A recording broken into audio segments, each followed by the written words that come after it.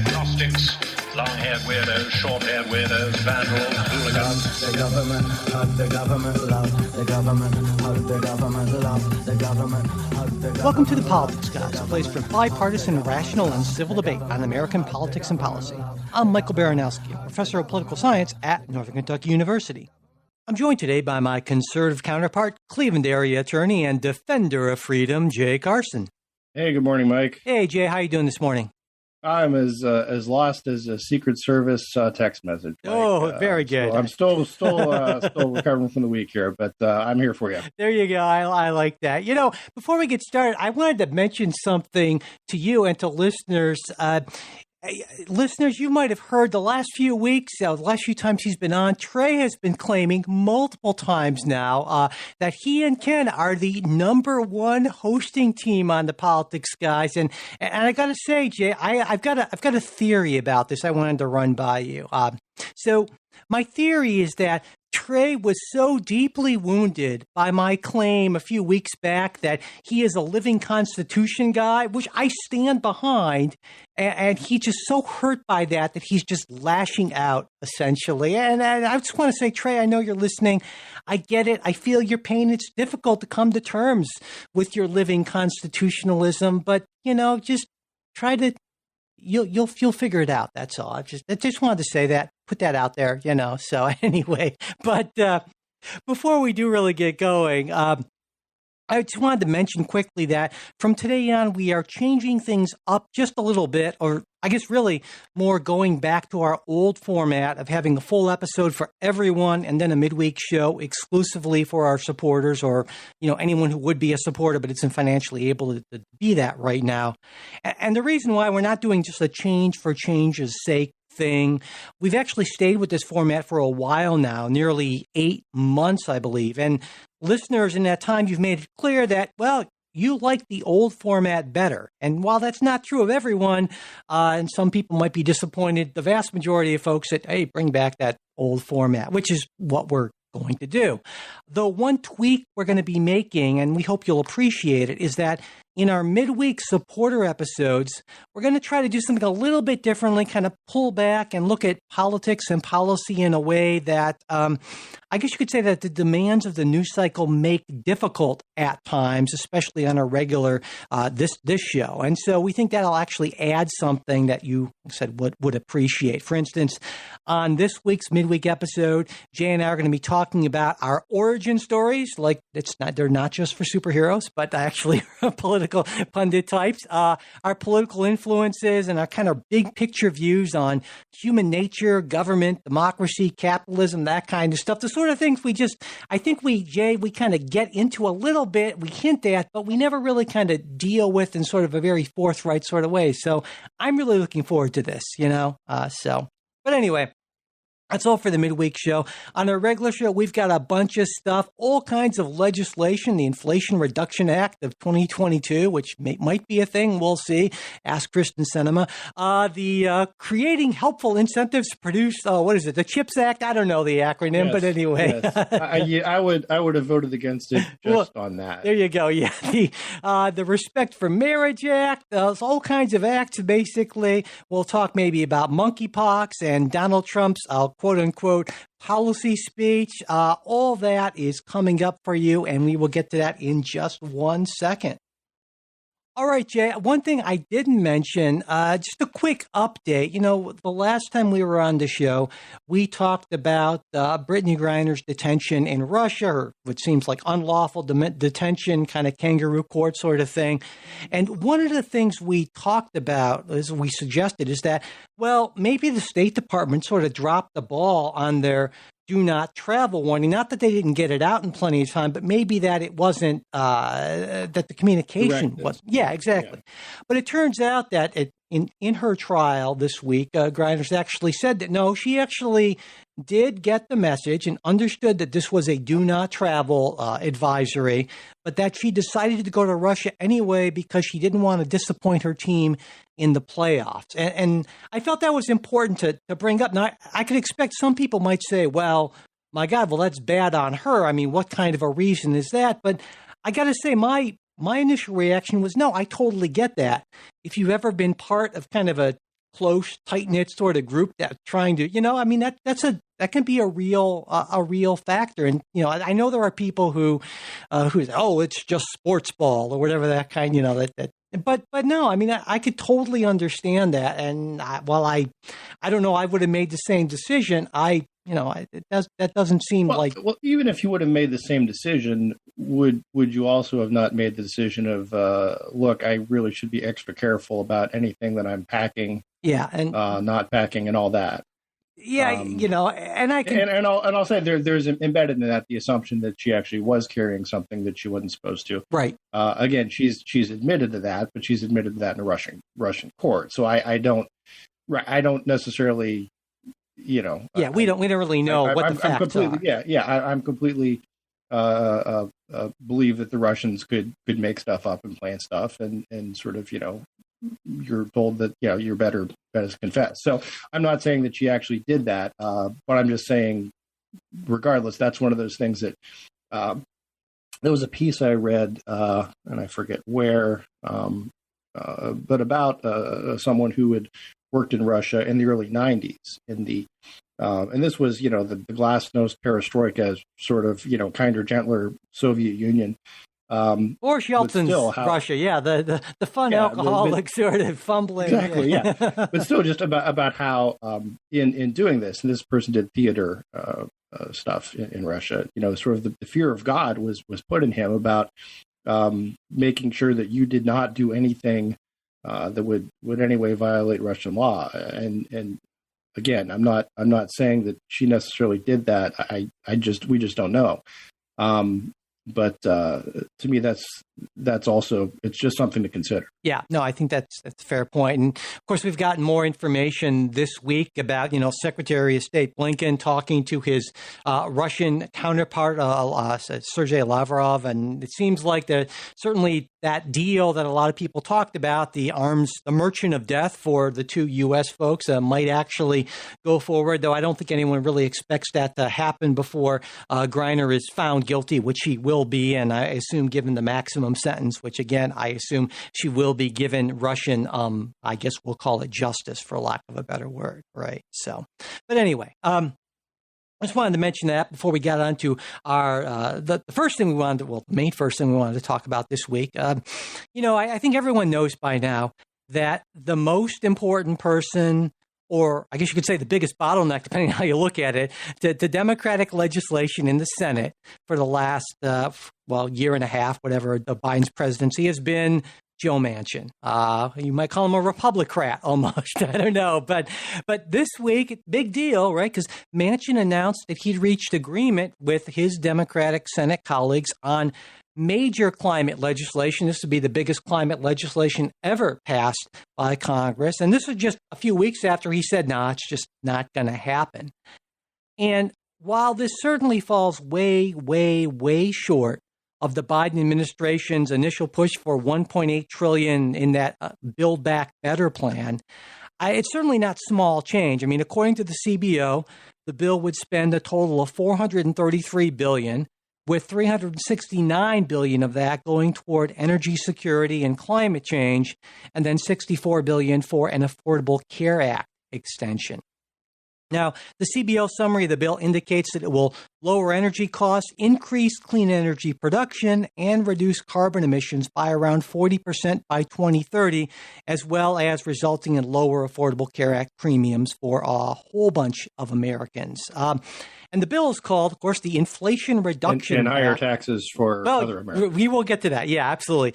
It's called the Inflation Reduction Act of 2022, which on the surface sounds like a weird name, I think, for something that spends nearly $500 billion, right? But CBO also estimates that it will actually raise $739 billion over that decade time for a net deficit reduction over 10 years of over $300 billion. Now, where does that come from? Well, a number of places.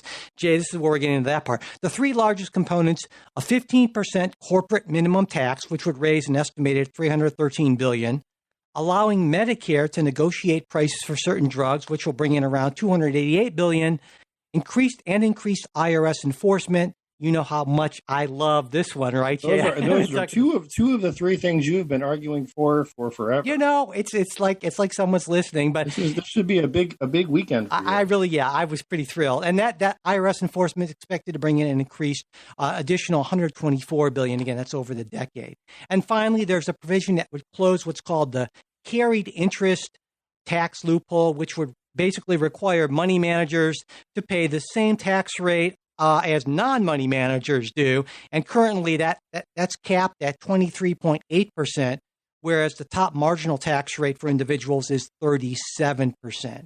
And this is something that Joe Manchin has really been pushing on for a while, though it runs into some potential opposition from Kristen Sinema, who is been long against it, and not coincidentally, maybe her main source of campaign funding is actually the securities and investment industry, though I'm sure that's just a coincidence. Anyway, but Sinema has not yet weighed in on this, but Manchin certainly has. What he had to say was, the bottom line was inflation scared the bejesus out of me at 9.1%. I said, I'm going to go back and re-scrub that bill. So Monday I said, Chuck, I'm not walking away, never have. My people are still working.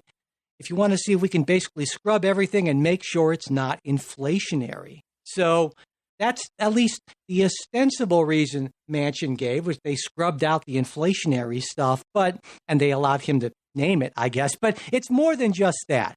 Joe Manchin, of course, is the senator who has received more fossil fuel campaign funding than any of his colleagues from either party. And as you might expect, well, he got a few things for his main supporters there. For instance, requiring more federal auctions of public lands and waters for oil drilling, expansion of tax credits for carbon capture, things that could help coal and gas powered plants keep operating, and a promise from Democratic leadership for a vote on separate legislation that would speed up the process of issuing permits for energy infrastructure.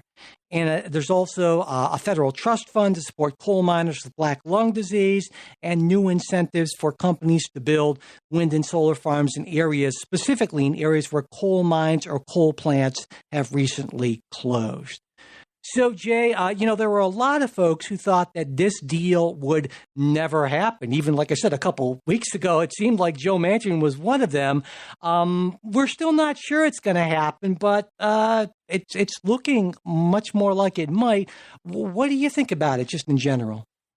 Well, I was as surprised as anyone. And I'll tell you, Mike, I was actually on a phone call with someone who is a Washington lobbyist, and his job is to watch these things. And his message as of a week or so ago was that Build Back Better is absolutely dead. Three dead. And I guess in one sense it was, but we have this, Build Back Pretty Good or something like that. Hey, $500 billion almost. Yeah, I mean, Yeah. So no, I was surprised, and I think even all the professional observers, right, of this were surprised. I'm also thinking a lot of the voters of West Virginia are going to be surprised, and I think Joe Manchin will be surprised by the reaction to it. If we're talking policy grounds, I think this is still sort of a bad idea on two fronts. If we're in you have 9.1% inflation, and again, the answer is we're going to spend some more money. That seems to be a terrible idea. But on that part, I mean, the spending actually comes over the course of a decade, certainly. So I think that argument, and the tax increases would come much more quickly. And as we talked about 2 weeks ago, last time we were on the show, tax increases are actually anti-inflationary. Yes, they are. No, I'd agree. I'd agree with you on that. Which brings me to the second point, right? Okay. Is we are depending on what definitions you use, in a recession or on the precipice of a recession, and it's one of those again iron laws or just maybe just common sense sort of things that you don't increase taxes during a recession. So you've got sort of the double whammy, right, of spending more money. Well, wait a second. Hold on. You can say that you spend the money later, but so let me stop you here. So I guess It seems to me that you're creating an argument that basically suggests that there's really no time to raise taxes. Yeah. Okay. Yeah. I just wanted to be clear on that. I thought I've always been clear on that. Right? Okay, yeah. I think that is completely wrong. Obviously, I mean, certainly, I think Manchin is right on. There are two main components. You don't raise taxes. You increase growth, right? You grow the pie. That would be my response. Right. And you see, so, I mean, obviously not obviously, but the sort of logic of that then taken to an extreme would see that the ideal tax rate is zero. Because there you go. You're really just see. I mean, no. I mean, our country existed with a zero tax rate for most of its history. Well, a zero federal tax rate. Yeah. But of course that's what we're talking about. But that's of course a ridiculous argument because the country is a very different entity than it was in the right. And we depended on things like tariffs and so forth, which also are may have been workable back then, but would not be in a new global economy. But what I'm saying is, I mean that there's no reason that taxes always ought to increase. Well, they don't always increase. In fact, they've decreased significantly. If you look at individual tax rates, for instance, I mean, there was a time, not in our lifetimes, but, 60, 70 years ago, where top marginal tax rates were in the 80, 90%, and there was strong economic growth. And, starting in the Reagan era, basically, we saw those numbers go down. So it's not that tax rates always increase. In fact, we've seen them go down considerably. One of the big so-called legislative achievements of the Trump administration was the Tax Cut and Jobs Act, which actually dropped tax rates considerably, both corporate and individual taxes. So it's not like that's something that happens. But I think certainly, like I said, Manchin has been a proponent of, I would call it tax fairness, saying that, hey, you shouldn't have a lower tax rate on your income just because you're a money manager, and I think that's a strong argument. On the money manager piece of it, right? On that piece where we're just kind of making adjustments, right? It's not an across the board increase. It's not right. Those sort of let's call it loophole closing. I'm okay with that, right? I mean, it's not. I don't think that's the terrible policy piece of it. So, but you're not a fan of the corporate minimum tax.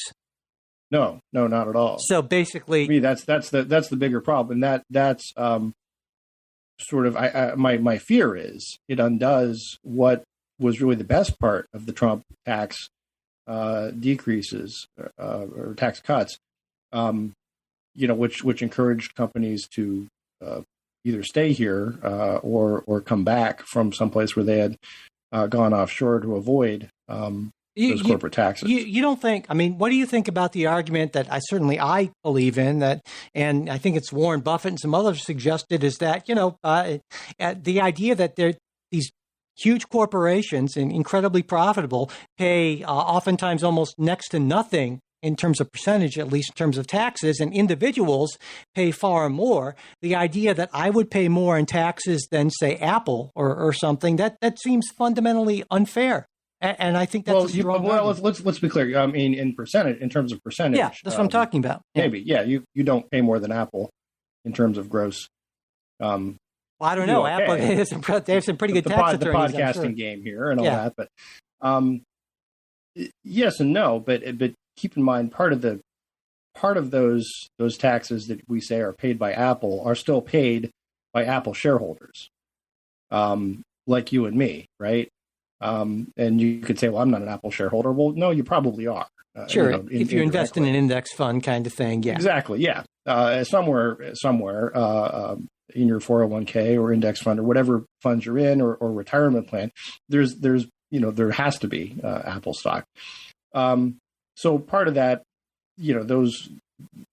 that tax is paid when shares are sold and there's capital gains attached and all that sort of stuff. So, I mean, I think sometimes when we do this accounting of saying, well, the company doesn't pay any taxes, well, that's not entirely true. The shareholders of the company do.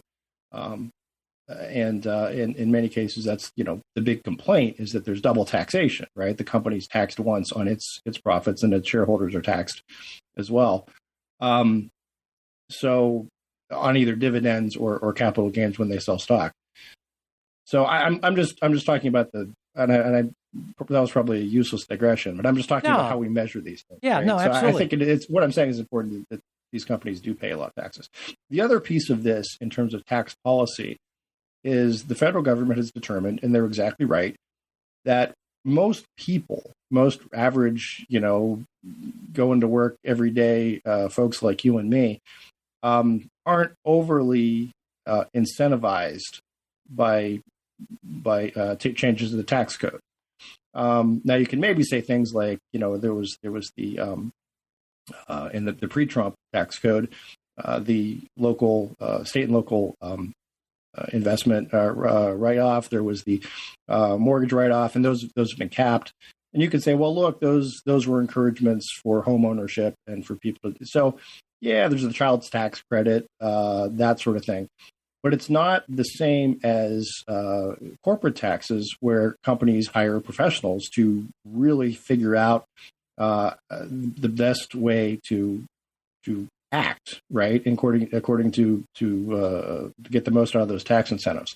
What I'm saying is there's much less elasticity in terms of federal tax policy and its impact on companies than there is on individuals. Yeah, but and I think the argument certainly about, well, what happens if our taxes are higher and companies can go other places? But that 15% number didn't come out of nowhere. It's part of there was OECD, I believe it was an agreement back in, I want to say 2021, about actually trying to work for a 15% global minimum tax, and that kind of to set that so that way we don't have that issue to that extent, right? And I think that's again, I understand your argument that, well, government just needs to do a whole lot less, right? And so therefore we can just lower taxes, and we'll get to that in the bonus show, talking about kind of fundamental differences of beliefs there. But the reason that we're doing this in part is not just, well, before we get into the spending measures, the other things we should get into on the revenue side. What do you think about the IRS enforcement thing? You know how I feel about it. Listeners know how I feel about it. I know, you love that. I'm over the freaking moon. It's for everybody. About that, Well, at least for rich people. Tax cheats. I think should people not be cheating on their taxes? Absolutely. Should there be an enforcement mechanism? Absolutely. Should it be a reliable enforcement mechanism? Sure. That said, two things. I think the IRS, like most government entities, are prone to abuse their power. And I think there's a problem where the IRS can do an audit and or seek a back taxes from someone and who may have a legitimate defense, but for them to have to fight that fight could be very time consuming and very, very expensive against an IRS that has unlimited and even now more than unlimited resources. Well, it's not unlimited. Let's watch the hyperbole there. Yeah, let's watch the hyperbole. Well, let's put it this way. In terms of your average taxpayer, even if you want to say an average wealthy taxpayer, the IRS is going to be able to outlawyer you. Because the average wealth, absolutely, I would agree. Let's say if you're you're right. Even if you're Elon Musk, no. Yeah, no, that's fair. I agree with you. If you're run of the mill, But that's the problem. That's the problem with law enforcement in general. The state, for almost everyone, is going to be able to bring to bear resources that most individuals can't, which is why it's important that there are safeguards built in, whether it's IRS audits or over-policing in minority communities. No, I agree. That's exactly the same. Okay. Yeah.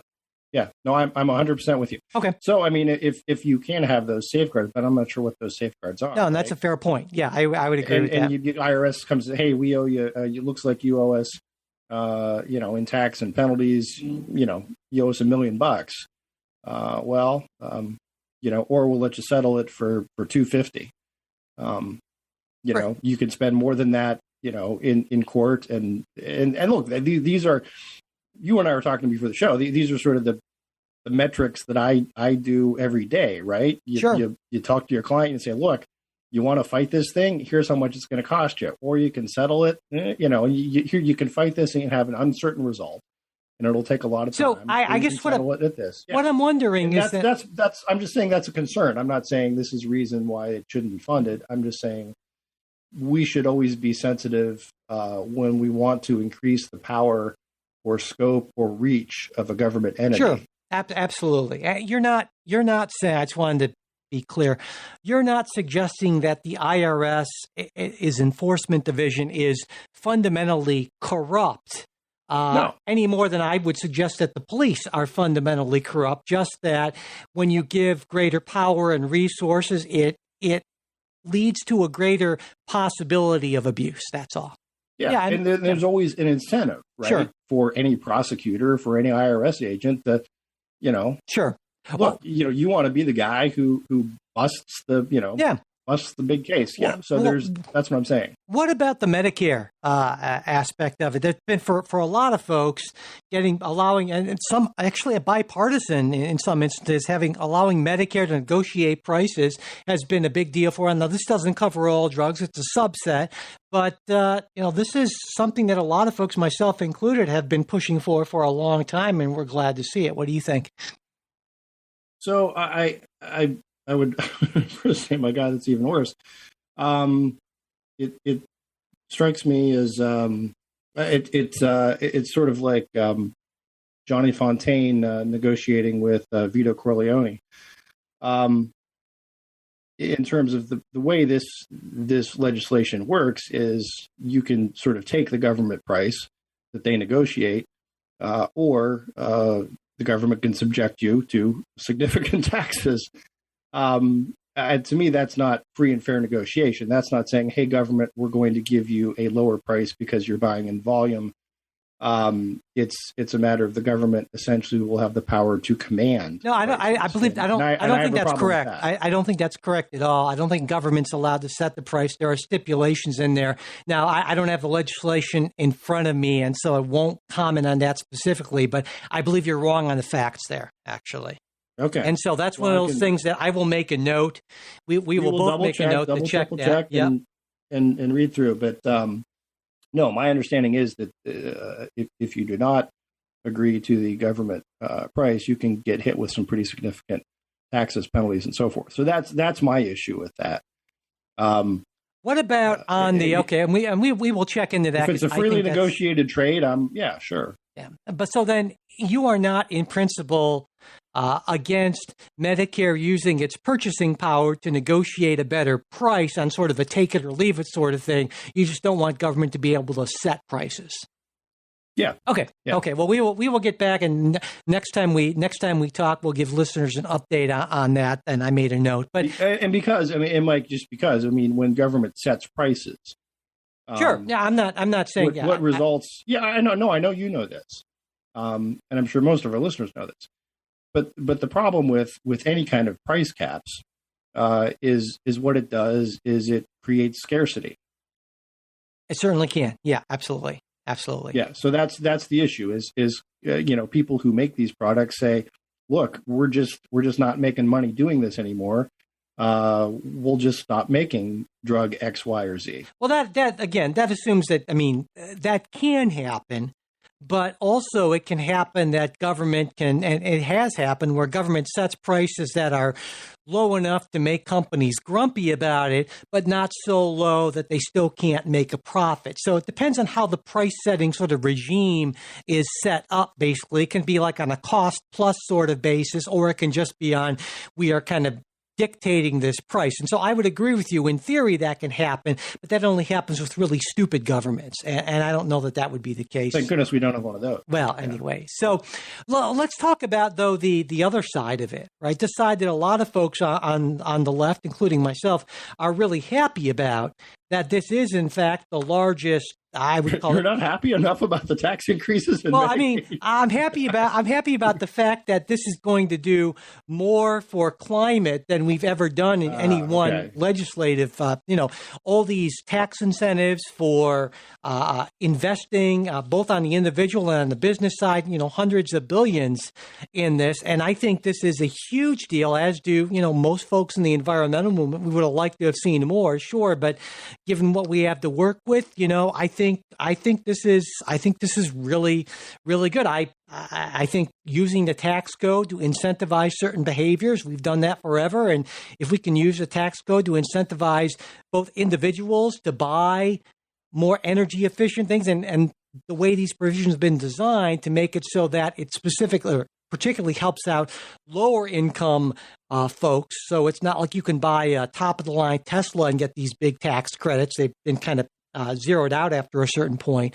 And also businesses, to give businesses incentives to do things that will both help the environment and help their bottom line. I think that's a great idea and long overdue. Yeah.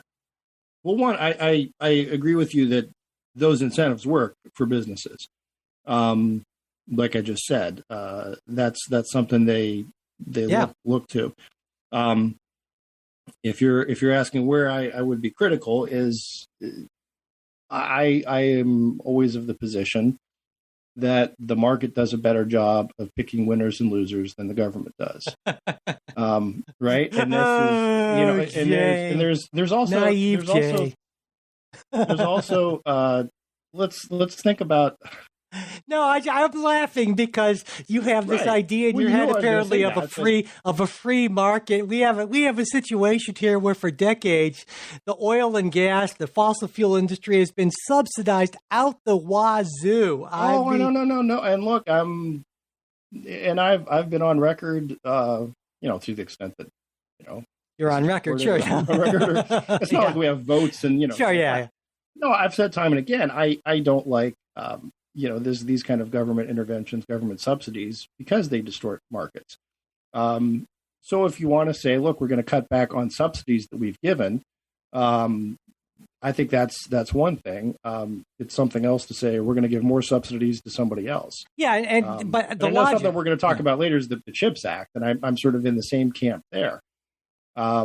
Because the logic of it here, Jay, I would argue the political logic, and I would agree with you, that the fact that somewhere around 80% of all energy subsidies go to the fossil fuel industry, which controls somewhere around 80% of all energy production, that's like profoundly anti-competitive. And the simple thing to do, and from a market perspective, the more logical thing to do would just be to pull back those incentives as opposed to giving other incentives to the competing renewable industry. But of course, politically, it's a lot easier to just kind of give some other industry incentives as opposed to take away incentives, because as you may have heard, the fossil fuel industry has quite a bit of clout in Congress.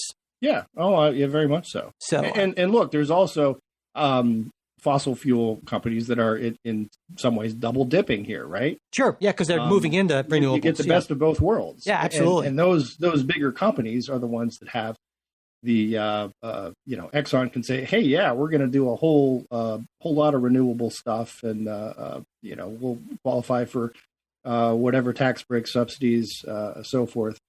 So yeah, they're getting it, taking it from both ends. And the result is, I fear more unnecessary government spending, and less actual innovation, creation, all that sort of thing, and at the same time also keeping smaller players out of the market. Yeah, and it's like, I mean, like I said, the logic of it, of course, if the idea that you would provide massive subsidies to a clear sector leader, right, is that totally, the only reason you're doing that is because this industry is using its political power to do what's called rent seeking, basically, to try to make the industry, the energy industry, less competitive. And if you believe at all in free markets, this is a really bad thing. And I think that's where you and I probably agree almost entirely. That's where I am. Yeah. There you go. So do you think? Go ahead. One last piece that I think we should talk about that that I don't know that the bill addresses, and maybe the next thing we'll talk about maybe sort of addresses a little bit, is with all this green energy, with all the solar in particular, we are forced to look to China for a lot of the resources for that, and I think that's troubling. Just as troubling as being forced to look to the Mideast for oil. Yeah. And so my concern is if we enter into a new energy policy that is over reliant on solar and thus over reliant on the Chinese, where does that put us national security wise? And you can look at what's going on in Europe, where for years, and you and I are also on the same page on this, on nuclear energy, right? Where the Germans in particular, said, no, we don't want nuclear energy. No, we don't want our own production. We'll just get a pipeline from Russia. That leads to problems. Again, I'm all for globalism, but I'm for a realistic globalism where you have to look at who you're dealing with, and the fact that if you are relying on one of these nations that is inherently unreliable for energy, or the products that you need for energy, that's not a good position to be in. That actually, I think, is a nice segue into our next story. I think you may be even thinking about that, right? So let's talk about that, because that's a little bit different. If in fact the Inflation Reduction Act of 2022 passes, and we still don't know, right? But it will be on a strictly party line vote in in both chambers, I would expect. But this, the CHIPS Act, the Creating Helpful Incentives to Produce Semiconductors for America Act, this actually has significant bipartisan support. It passed in the Senate 64-33, with 17 of the 50 Republicans in the Senate voting to support the measure. And it's going to go to the House now. It's almost certain to pass. So this is actually, there's no question about this. This is going to be a law sometime soon. And what the CHIPS Act will do, well, it'll provide $200 billion for research into technologies like artificial intelligence, robotics, quantum computing, $52 billion in subsidies and tax credits for companies that make computer chips in the U.S., $10 billion for the Department of Commerce to set up 20 regional technology hubs across the country. So a real focus on high-tech competitiveness with not just China, but China, Taiwan, South Korea would be the three big ones there. And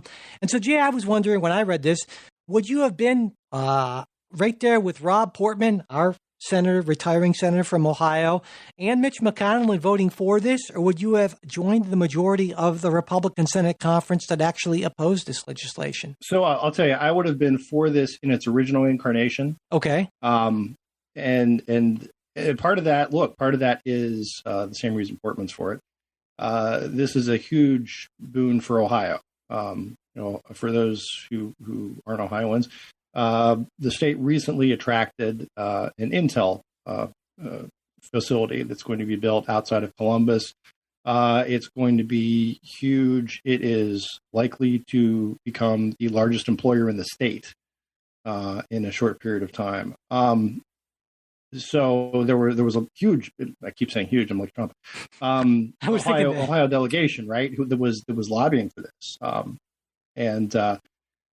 In some respects, like I just said, I think it's important that we ensure that we have domestic supplies of things that we need to make our economy run, and semiconductors are certainly one of those things. And the initial proposal, I don't have the numbers in front of me, was much more modest, and it was sort of just a help along subsidy. When it got to the Senate, it then ballooned into something that is much bigger. I want to say the original was 75. What was our total up to now, Mike? It's like 280 billion. 200 billion for research. So it's like, it's right around 280 billion. I think that's correct. Yeah. And I want to say the original was was somewhere in like the, the 2 or 3 billion range.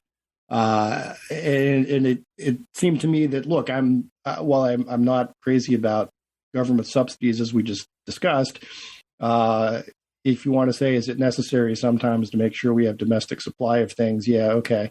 So I guess the issue here is at some point the quantity, right? Just the size of the thing. I think is inappropriate, and there's just a lot of pork baked into it that, But I think, as you point out, we don't want to rely on, especially on the highest tech technology, the highest tech chips, or somewhere around, figures I've seen, 80, 90% of our most advanced chips come from Taiwan. And of course, Taiwan's status is always a little questionable. But while I understand your objections to what I think you could fairly call at least sort of industrial policy light, I also think we need to consider that national security context. And when we look globally at who dominates advanced chip production, it's not the U.S., right? It's Taiwan, it's South Korea, it's China. And they have been investing heavily. They have been giving hundreds of billions of dollars in subsidies to their chip industries. And the problem with us just saying, well, we don't want to do industrial policy is that once you're behind the eight ball on that and you're relying on chips for, your missiles and communications and all that, you don't control the production of, you put yourself in a very vulnerable position. And so while I understand that objection in general, I think in this specific instance, especially given the fact that chips aren't widgets, right? I mean, it takes a huge amount of money and time to kind of really invest in these things and have these things come to fruition. We're talking maybe, a decade or more if we're talking at, the basic science stuff, that if we fall behind on this, and we already have, it's not a question of if we fall behind, we already are behind on this. And so to me, the CHIPS Act, if anything else, is kind of like the first down payment on something we need to do much more of if we want to retain if we want to not fall even further behind China, South Korea, and Taiwan in this area. Yeah, no, and I think I said I agree with you. I think our difference is on the size, right? But I guess what I'm saying is that $2 billion would have been it's like nothing. I'm trying to find what that number was, what the original number was. Yeah, because I mean, China is putting hundreds of billions of dollars into this, and so we're even in the CHIPS Act is just sort of modest catch-up sort of thing. And so to me, this is the problem with the number, if anything, is it's not big enough, although given where we are with the economy, inflation, I get there are certain constraints on this. So I hear the original number, I believe, was 75 billion. Okay, and 75. And then it went to, so I misspoke. And it went to 280. So to me, that's a big jump. If you want to say, okay, let's put in 75 billion. Okay, and again, when you're talking in billions, and it's difficult to quantify how much does 75 billion get us closer to the Chinese? How much does that help? But at some point, someone said, no, we don't need just 75 billion. We need essentially 4 times that. To me, that's a big jump, right? From the initial. But I mean, China has a national policy, right? They have national policy and everything, right. Where they're talking like their investment is like $150-200 billion. So I mean, that's much more than this already. And so that's why I think it's important to look at this, not just in terms of the U.S. context, but comparatively, because what we're trying to do here, of course, is to reestablish the global leadership in semiconductors that we lost quite a while ago, actually. Yeah. And to do that, you can't go cheap. I'm not opposed to this. I guess I'm just, you see the justification for 280 billion. I'm not there yet, right? Gotcha. And to me, it looks to me anytime a bill starts out in one incarnation, and then the number gets multiplied by, like I said, 300, 400%, that's sort of, my suspicions that there may be some pork in there become sort of high. So that's my issue, right? I'm not opposed to it entirely or on principle. And the other thing that we should consider is that subsidies tend to be forever. And like we just talked about with the oil and gas subsidies. Now you can say, listen, those subsidies were important and necessary, and maybe even important, necessary now. But to pare back subsidies is very never hard. easy. Absolutely. No question. And that's sort of my, if we're going to start doing these subsidies, can't we just start at the lower number? And I understand that. Eventually we'll get up to, so no, and I get the point of, like, we need to spend all the money now to counter China.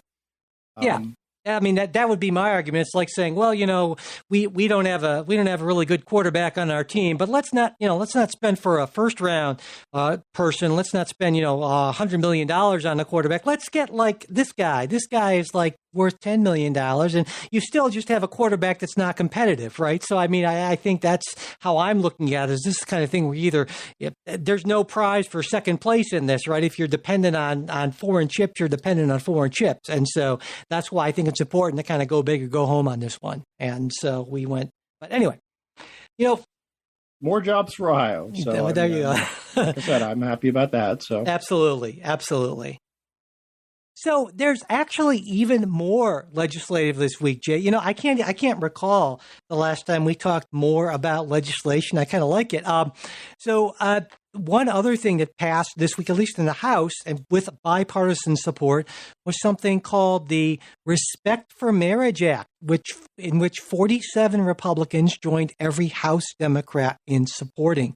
Now, the bill now heads for the Senate. It would repeal the 1996 Defense of Marriage Act, which defined marriage as only a legal union between one man and one woman as husband and wife. And which has been struck down as unconstitutional. Yeah, we'll get to that in a minute, right? Now, the Respect for Marriage Act, it actually wouldn't require any state to allow same-sex marriage, but it would require that any state that doesn't issue marriage licenses for same-sex couples if Obergefell is overturned, that would actually, the state would still have to recognize the validity of licenses issued by other states under the full faith and credit clause of the Constitution. And like I mentioned, this will only really become a truly live issue if the Supreme Court overturns Obergefell versus Hodges, which is the 2015 ruling where in a 5-4 decision, the court found that the due process and equal protection clauses of the 14th Amendment prohibit state prohibition of same-sex marriage. And the reason why we're talking about this at all and why Congress's act has a lot to do, I would say, with Justice Thomas's dissent in Dobbs last month, in which he argued that the court should reevaluate all of its substantive due process-based decision, and he specifically cited Obergefell as one of those decisions. So, Jay, what are your thoughts on this? Both, I guess, how you feel about it as legislation, as well as what you think about the likelihood of giving the vote in the House of getting 10 Republican votes in the Senate to overcome a filibuster, which it would need. So I would say I'm never crazy about legislation that is, hey, we're just going to pass what is already recognized law. And the idea that, well, we're gonna pass this bill in case the recognized law is eventually overturned. I think it's like trigger laws in the states about abortion, right? Exactly. I mean, no, exactly. Yeah, exactly. Sure. No, okay. I feel exactly the same way about trigger laws and abortions because it's, and again, this isn't anything constitutional. This is just sort of prudential, right? Is I think legislatures ought to spend time on the problems that are actually before them and confront those problems when they happen And at that point, you're looking at the real world effects and the real world costs and the real world problems. And I think the trigger laws are a good example. Is a lot of these were passed when people thought, well, all right, whatever. It's just a virtue signaling vote one way or the other, because nothing's ever really going to happen. So we don't have to examine what's the interplay with other laws that we have? How does this affect pharmacists? How does this affect doctors? All those sort of things that are now coming up, which if this had been an actual live issue, would have been addressed and people would have been able to talk about it. So I'm not crazy about this, like what if legislating, right? And the same goes for this. So I got to say, I think that is an entirely reasonable point to make. And I don't know that I entirely agree, but I think it's certainly like I said, a reasonable argument.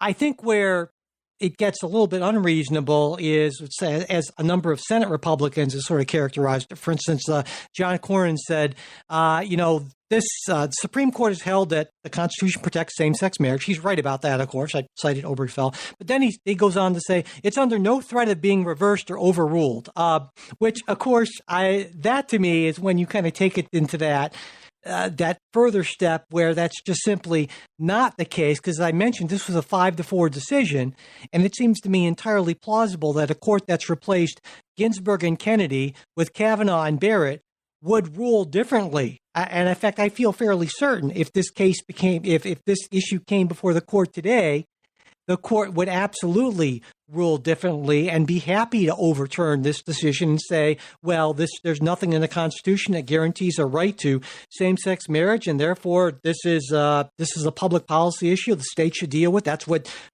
Chief Justice Roberts argued in his dissent, and I think that would actually be the majority opinion if this case were heard under the current court. I'm wondering what you think about that. Well, I disagree with that. I mean, I think Alito went out of his way to sort of push back on the Clarence Thomas, we're going to wipe out all substantive due process cases, and say that no, this is specific. And he had, but Alito signed on to that dissent that Chief Justice Roberts wrote just 7 years ago, and so I can't imagine that he would say, "Oh no, I was wrong in 2015."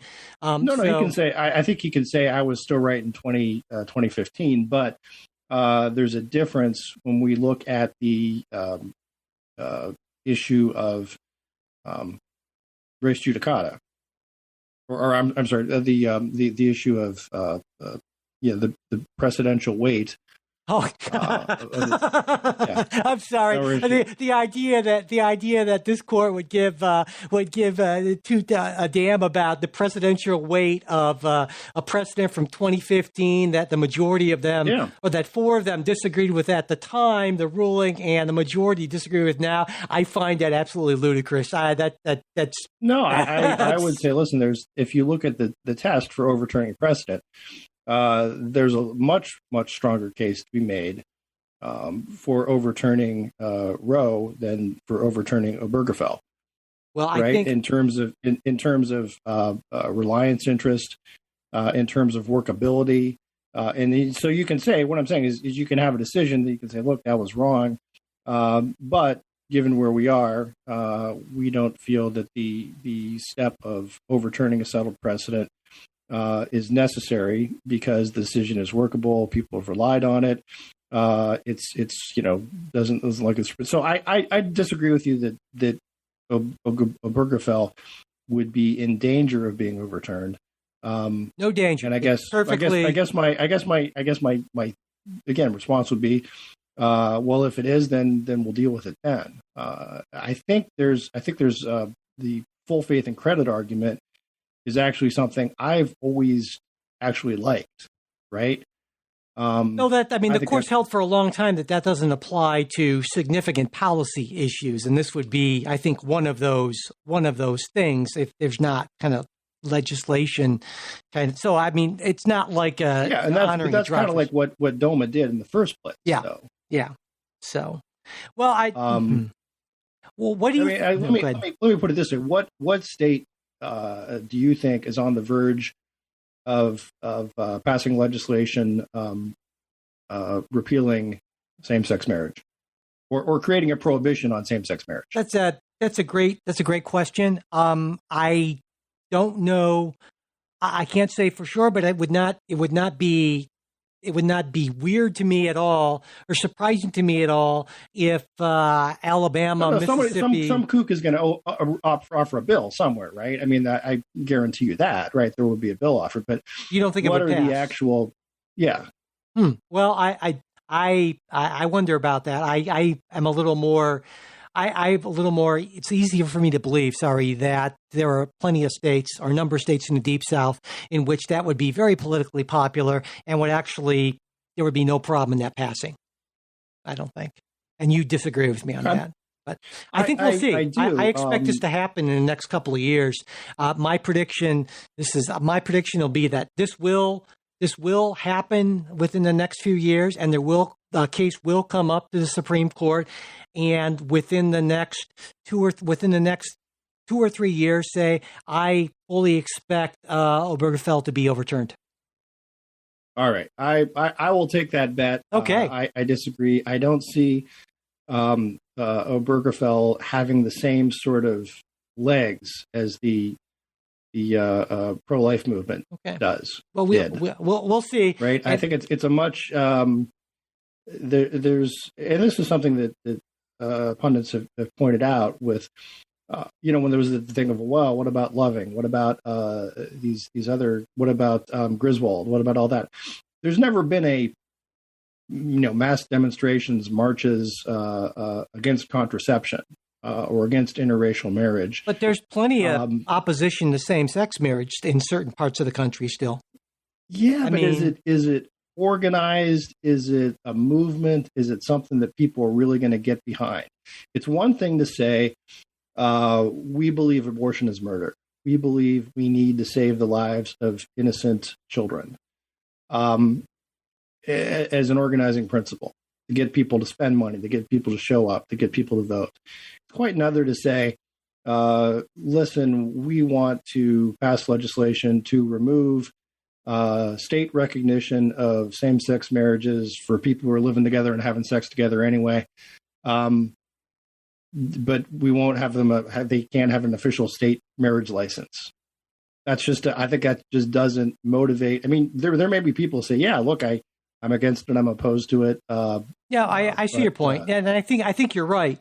I don't disagree in general that certainly the abortion issue is going to. There's much more strong, unified, vehement opposition than there would be for this. But I guess where we disagree is I think there is enough opposition and enough political opportunists to cash in on that opposition, where I would expect that at least in one state in the next few years, we're going to see a law, and you don't think it quite gets to that point. That's all.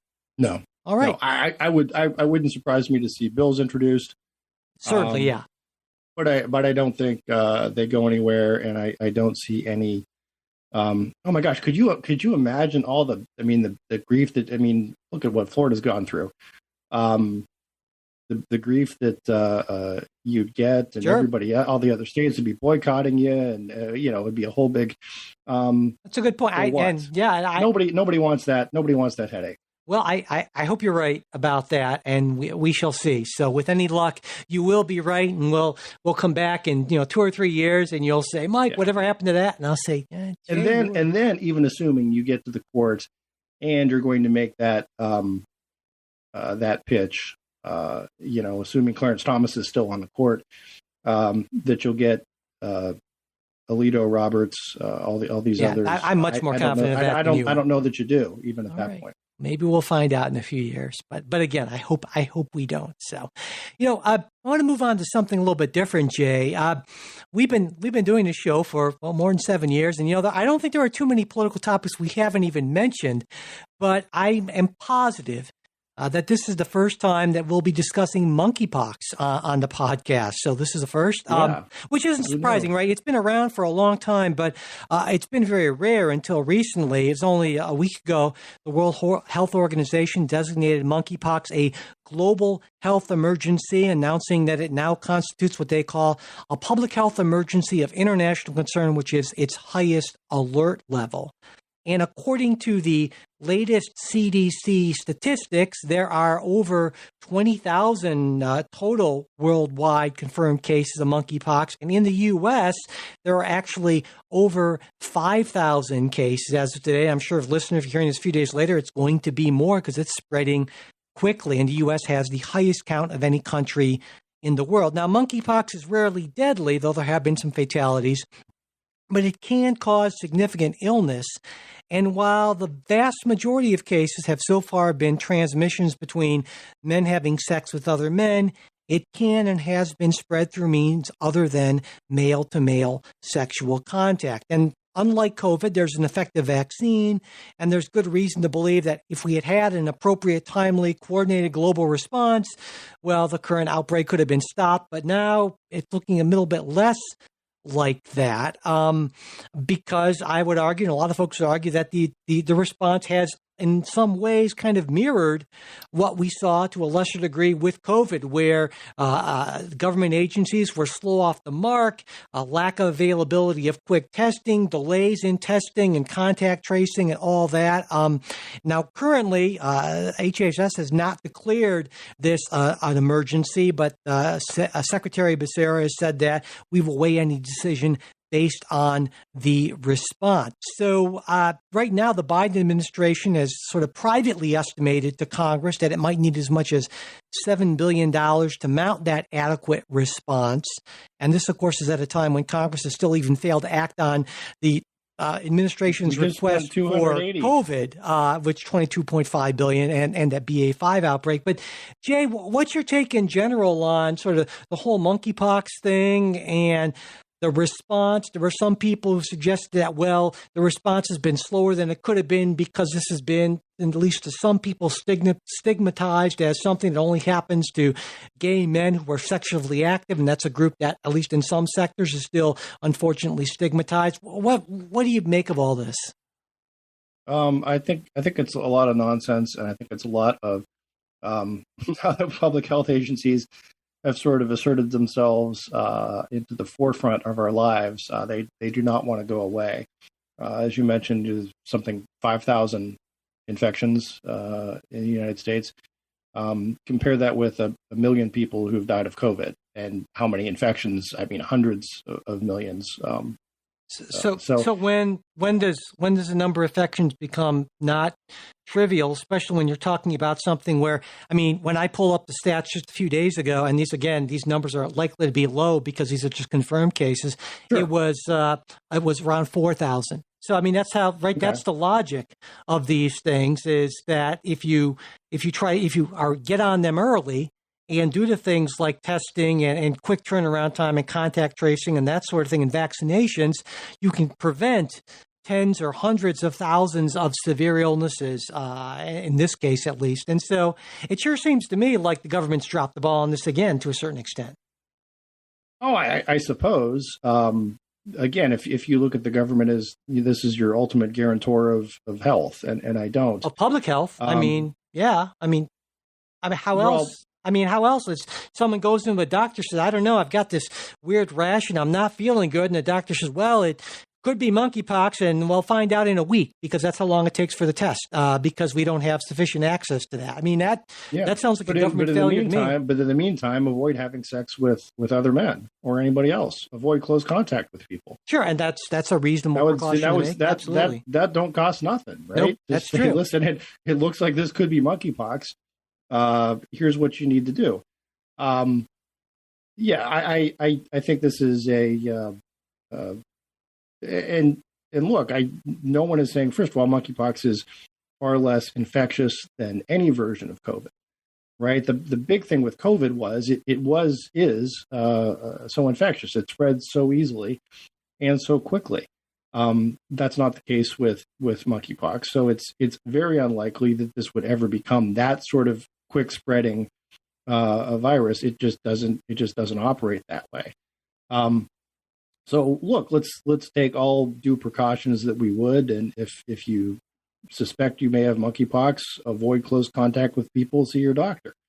But I'm always a little hesitant to say what we need is more emergency declarations and a whole bunch more money When again, we still haven't even come close to spending the COVID money.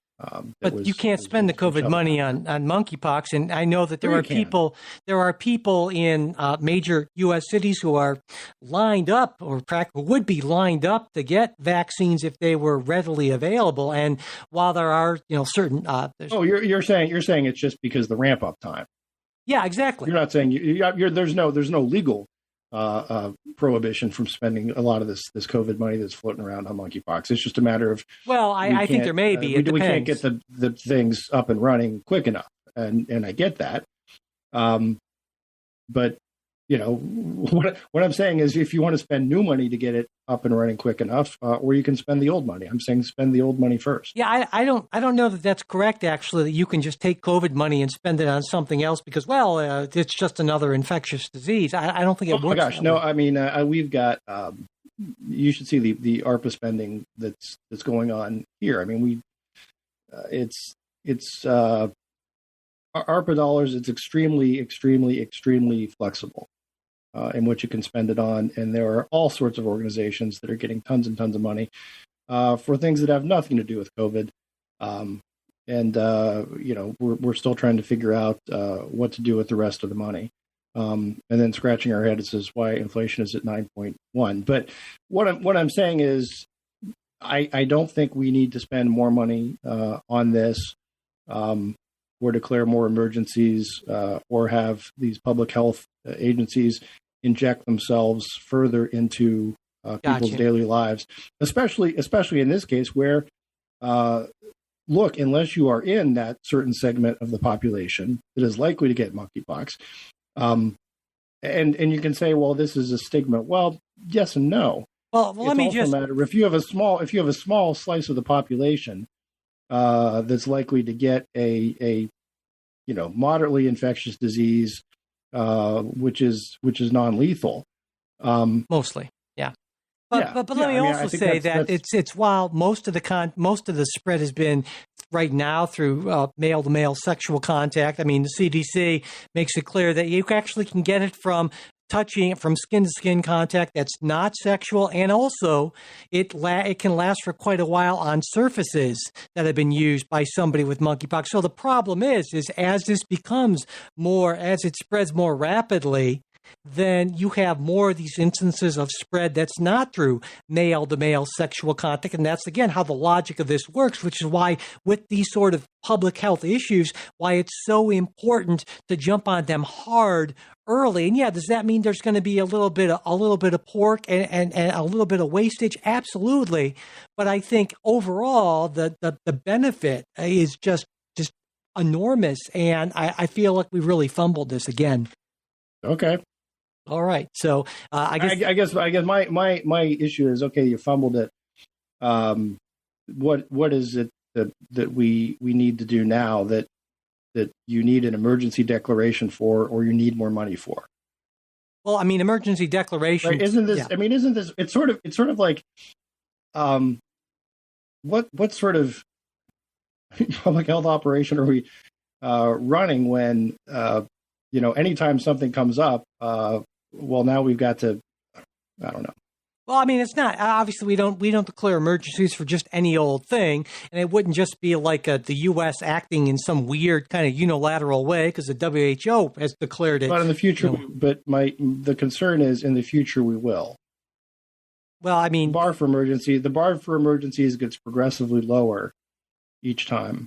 Well, I get that, but that sort of slippery slope argument doesn't really help, people in potentially the highest at-risk communities right now who are saying, hey, what's being done to help protect us? And so I think a lot of folks who might hear your argument here would say that it seems like it's sort of they might actually characterize it as sort of a uncaring or heartless argument to people in these at-risk communities. And just, I'm not saying that that's how you feel about it, but I wanted to point that out and kind of get your thoughts on that, your response to that, because almost certainly there'll be some people who will view it that way. Well, I guess what is it that you're looking for in terms of caring or heartfulness? I mean, if you are in a demographic that is more likely to be exposed to a disease, take the appropriate precautions. Right? I think that goes for anybody, whether it's, look, the flu's going around in your town, whether it's COVID, whether it's monkeypox, and it's especially easier when it is something like monkeypox that is hitting harder in a specific demographic. You can say, look, if I'm in that demographic, I'm going to choose to be more careful for the foreseeable future until this blows over. I don't think that's heartless or uncaring. I think that's just kind of common sense, right? But I think also some people, like I said, if everybody, if everybody at work has the flu, and you're like, I can work from home today, it makes sense to do it. But I think some people might say government intervention. But some people might say, okay, fine, as far as it goes. But if there's a vaccine for it and it's being, it's not coming out as quick as I want, I mean, as quickly as it could be, then just saying, well, just don't have sex, avoid intimate contact with folks that you love or care about or what have you, and until, at some point we get a vaccine out there to you. I mean, some people would say, well, that's not a very efficient, effective, or humane government response. Just say, I just don't have sex. Well, there's some. You're getting into there's some sort of like assumptions that you start getting into, and we're talking about people in committed relationships, right? But and I don't think you want to go there, and I know I don't want to go there. No, I don't think so. But you know what I'm saying, right? I mean, if no, yeah, I understand what you're saying. Yeah, if you're what there are. If you have a partner who you don't believe has been exposed to monkeypox, maybe they got it from work, right? But look, this is again just a common sense sort of thing, and that's not to say, therefore we're not going to pursue vaccines. And again, it's not like we have to create a vaccine; it's out there. We got them. It's just a matter of producing it, and it's just then a matter of paying somebody the money to produce it. Well, like I said, there's lots of money laying around from ARPA, from other COVID relief funds, and let's use that money first before we start declaring emergencies and spending more money. Okay, and on that issue, again, I think, I know you and I have a difference of opinion as to whether or not that could actually be done. And that's another one of those things that I have just made a note. I will check in on that, and we can kind of report back. Now, I think there's some good questions because of the way ARPA funds, and I'm using ARPA broadly, right? Yeah. Have been mostly distributed to state, county, local governments. Whether those local governments would have the ability to say, contract with a vaccine supplier to get more. I think a county health department could certainly say, okay, we're going to buy this much vaccine, but there's the question of if it's manufactured, is it available? So I think I understand that, and I would say that's probably not a legal barrier. It's probably just more administrative, logistical. Yeah, exactly. Yeah, definitely. That, because this hasn't been designated this way, and because all these people don't have the funds to, but I guess my concern is, there are a lot of people out there who are now distrustful of public health agencies for a lot of reasons, and a lot of them for good reasons. And the sense that as the COVID pandemic winds down. Well, okay. Wishful thinking I think, but okay. Well, the idea that as we decide we're done with it, whether or not it's done with us, right. Maybe. That's let's government agencies like this. There is always the need, want, desire to be relevant out there, be in front, to do something, and to extend your organization's reach. Sure, and I would argue it's warranted. Anyone says, oh, come on now, we're, there are people who would be concerned to say this would just be an excuse for the government to start imposing more restrictions on people and businesses and start spending more money. Yeah, and I get that argument, but I think it's just it just flails wildly given the reality of the situation. So we can have a fundamental, I think, disagreement on that one. We've run a little bit long today, and that's okay. But one other thing, Jay, before we go, I just wanted to remind everyone that hasn't actually listened to When the People Decide, the podcast, definitely should check it out. Jay, this week, the one episode I listened to, checked out, I'm betting it's about initiatives in California. You probably have some pretty strong viewpoints on initiatives in California. Exactly. So there's an episode, a great episode. They look at one of the most, I guess I'd call it the most infamous California initiatives, their 3 strikes law, which was actually enacted, and then it was reformed through another citizen initiative process. It gets very involved. California loves their initiatives. Anyway, however you feel about initiatives, if you're kind of more of a fan of them like I am, or like Jay, you're like, oh my God, letting people decide, that sounds horrible. It's a really great episode, and you can check it out, find When the People Decide, I would much. Say taking an incredibly blunt instrument to what should be a surgical procedure. Yeah, and I, like I said, I'm much more of a fan. But anyway, it's a really fascinating story, and check it out. When the People Decide, it's where you can find it, wherever you get the politics guys. I would think so. Anyway, and also before we go, I want to thank some new supporters. We have Carl, Jason, and Wiley, who actually increased their level of support. Thank you so much. We really do appreciate that. And remember, if you're not already a supporter, we hope you'll consider becoming one. And because, hey, without you guys, we couldn't keep the podcast going. And when you become a supporter, you get all kinds of good stuff, like ad-free versions of everything we put out, as well as our supporter-exclusive midweek show, where we try to break away. We're going to start trying to break away from those constraints of the news cycle, talk about bigger, broader, wax philosophic even at times. I don't know, but it should be a lot of fun. Also, supporters can join our very active Politics Guys Discord group. There's even Politics Guys gear and other benefits at different levels of support. To check it all out, go to patreon.com/politicsguys. And if you'd like to support us on Venmo, you can do that. We're at Politics Guys. You can also support us through PayPal. And all of our support links are in the show notes, as well as at politicsguys.com/support. If you'd like to get the midweek show, but you're not in a position to financially support the podcast right now, totally not a problem. Send me an email, mike@politicsguys.com, and I will get you all set up. And whether you're a supporter or not, we would really appreciate it if you could subscribe, rate and review us on whatever podcast app you use, and share episodes on social media. And if you want to get in touch with us for whatever reason, you can do that on our Facebook or Twitter, Discord. There's also our email address, mail@politicsguys.com, and all that, again, is in the show notes. A special thanks, as always, to our wonderful executive producers, Bruce Johnson, Wilma Moreno, Andra Masker, Daniel Toe, and Ryan Beasley. We'll be back with a new show for you next week. We hope you'll join us.